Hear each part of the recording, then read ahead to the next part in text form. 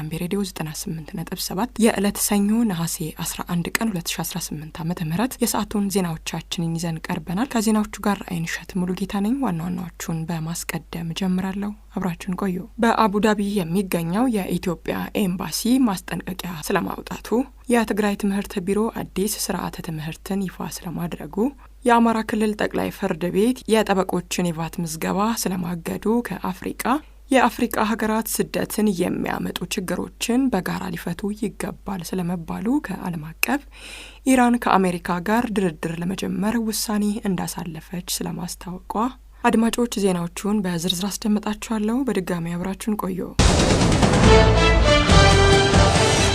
በአቡዳቢ የሚገኘው የኢትዮጵያ ኤምባሲ ማስጠንቀቂያ ሰጠ። ኤምባሲው በህገወጥ የሐዋላ ንግድና በሰዎች ዝውውር የተሰማሩ ግለሰቦችና ቡድኖች ከህገወጥ ተግባራቸው እንዲቆጠቡ አስጠንቅቋል። ህገወጥ ደላሎችና በህጋዊ ሽፋን የሚንቀሳቀሱ ኤጀንቶች የሐሰት የስራ ዕድል በመስጠትና ከልክ ያለፈ ክፍያን በመጠየቅ ዜጎችን ለአደጋ እያጋለጡ እንደሆነም ኤምባሲው ገልጿል። ወደ ኢትዮጵያ ገንዘብ የሚልኩ ዜጎች ህጋዊ የባንክ ሐዋላ እንዲጠቀሙና ሰራተኞችንም በህጋዊ መንገድ ብቻ እንዲያስመጡም ኤምባሲው አሳስቧል። የህገወጥ ተግባሩ ከቀጠለ የኢትዮጵያና የአረብ ኤምሬትስ የህግ አካላት በቅንጅት እርምጃ እንደሚወስዱም ኤምባሲው አስጠንቅቋል። የትግራይ ትምህርት ቢሮ አዲስ ስርዓተ ትምህርትን ይፋ አደረገ። የትግራይ ክልል ትምህርት ቢሮ ለ16 ዓመታት በስራ ላይ የቆየውን ስርዓተ ትምህርት በአዲስ ካሪኩለም መቀየሩን አስታውቋል። በአዲሱ ካሪኩለም የአማርኛ ቋንቋ ትምህርት ከ3ኛ ክፍል ወደ 7ኛ ክፍል እንዲጀመር ተደርጓል። እንዲሁም ቀደም ሲል በካሪኩለሙ ያልነበረው የግብረ ገብ ትምህርትም ተካቷል። ቢሮ አዲሱ ስርዓተ ትምህርት የሰው ሰራሽ አስተውሎት የቀየረውን ዓለም ለመመጠን እንደተዘጋጀም ገልጿል። ካሪኩለሙ በ14 የዩኒቨርሲቲ ምሁራንና ባለሙያዎች መዘጋጀቱንም አስታውቋል። በ2019 ዓ.ም የመማርና የማስተማር ሂደቱ በአዲሱ ስርዓተ ትምህርት እንደሚከናወንም ቢሮ ገልጿል። ዘገባው የቲክቫህ ኢትዮጵያ ነው። በኢትዮጵያ ደስተኛ ህይወት ለመኖር አንድ ሰው በአማካይ $10,000 ገቢ ያስፈልገዋል ተባለ። በኢትዮጵያ ደስተኛ ህይወት ለመኖር በአመት $10,176 ገቢ እንደሚያስፈልገው ሪሚትሊ የተባለ ዓለም አቀፍ ኩባንያ ይፋ ያደረገው ጥናት አመላክቷል። እንደ ጥናቱ ከሆነ ይህ የገቢ መጠን በ123 ሀገራት ከተመዘገበው ውስጥ ዝቅተኛ መሆኑን አመላክቷል። ናይጄሪያና ሩዋንዳም ከ$15,000 በታች በሆነው ዓመታዊ ገቢ በቅደም ተከተል ሁለተኛና ሶስተኛ ደረጃን ይዘዋል። ከአፍሪቃ ከፍተኛው የገቢ መጠን የተጠቀሰው በግብጽ ሲሆን $59,675 ደርሷል። በጥናቱ የተካተቱ 32 የአፍሪቃ ሀገራት አንዳቸውም $100,000 የገቢ ደረጃ አልደረሱም። በሀገራቱ መካከል የታየውን የገቢ ልዩነት ከሚያመጡት ምክንያቶች መካከልም ዶላር በእያንዳንዱ ሀገር የሚገዛው የምርት መጠንና የውጭ ምንዛሬ ተመን ልዩነት እንደሚገኙበት ጥናቱ ጠቁሟል። የአማራ ክልል ጠቅላይ ፍርድ ቤት የጠበቆችን ቫት ምዝገባ አገደ።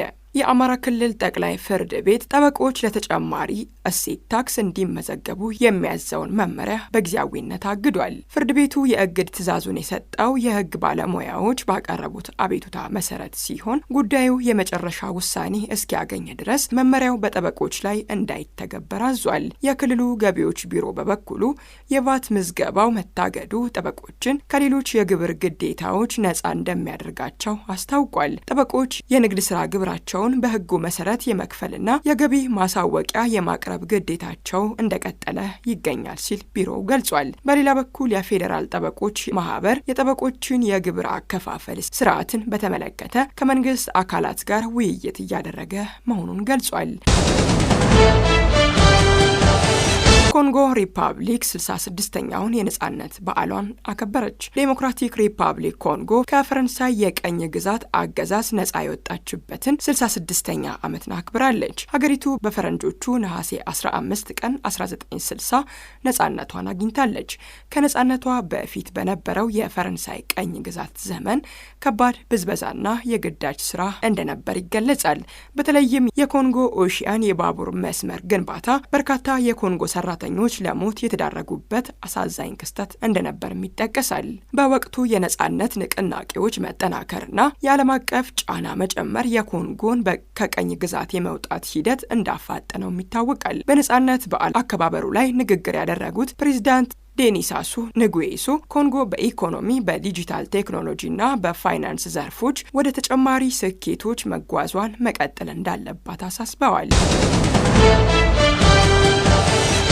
የአፍሪቃ ሀገራት ስደትን የሚያመጡ ችግሮችን በጋራ ሊፈቱ ይገባል ተባለ። የአፍሪቃ ሀገራት ሰዎችን ለስደት የሚዳርጉ ግጭት፣ አለመረጋጋት፣ ድህነት፣ የአስተዳደር ድክመትና ማህበራዊ አለመግባባትን ለመፍታት በጋራ መስራት እንዳለባቸው የደቡብ አፍሪቃው ፕሬዝዳንት ሲሪል ራማፎሳ ገለጹ። ፕሬዝዳንት ራማፎሳ ይህንን ያሉት 46ኛውን የደቡብ አፍሪቃ ልማት ማህበረሰብ ጉባኤን አስመልክቶ በክዋዙሉ ናታል ዩኒቨርሲቲ ባደረጉት ንግግር ነው። የቀጠናዊ ውህደት ሂደቱ ሰዎች በህግና በተስማሙባቸው መርሆች መሰረት በነጻነት እንዲንቀሳቀሱ ማስቻል እንዳለበትም ገልጸዋል። በተጨማሪም እኩል የኢኮኖሚ ዕድሎችን መፍጠርና አካታች የአስተዳደር ተቋማትን መገንባት ለስደት የሚዳርጉ ጫናዎችን ለመቀነስ ወሳኝ መሆኑን አጽንኦት ሰጥተዋል።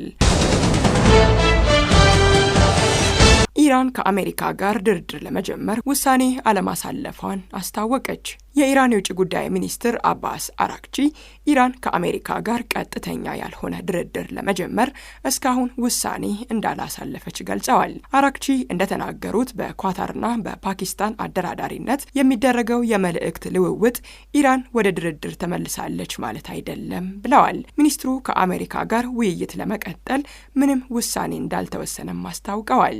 በተያያዘም ኢራን ከኦማን ጋር በሆርሙዝ ወሽመጥ የመርከቦች መተላለፊያ መስመር ላይ ቴክኒካዊ ውይይት እያደረገች መሆኑንም አራክቺ ገልጸዋል። ይሁን እንጂ ይህ ውይይት የሆርሙዝ ወሽመጥን ሙሉ በሙሉ ተከፍቷል ማለት እንዳልሆነም ሚኒስትሩ አስገንዝበዋል። የተከበራችሁ አድማጮቻችን ከሀራምቤ ሬዲዮ 98.7 የሰዓቱ ዜናዎቻችን የእስካሁኖቹ ነበሩ። ዋና ዋናዎቹን በማስታወስ አበቃለሁ።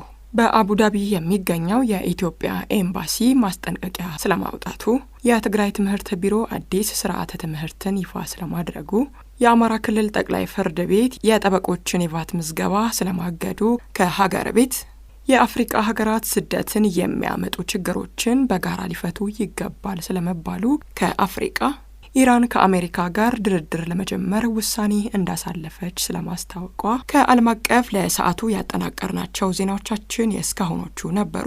ዜናዎቹን አይንሸት ሙልጌታ አስደመጥኳችሁ። ቀሪ የጣቢያችን ዝግጅቶች መደመጣቸውን ይቀጥላሉ። በያላችሁበት ሰናይ ቀን ይሁንላችሁ።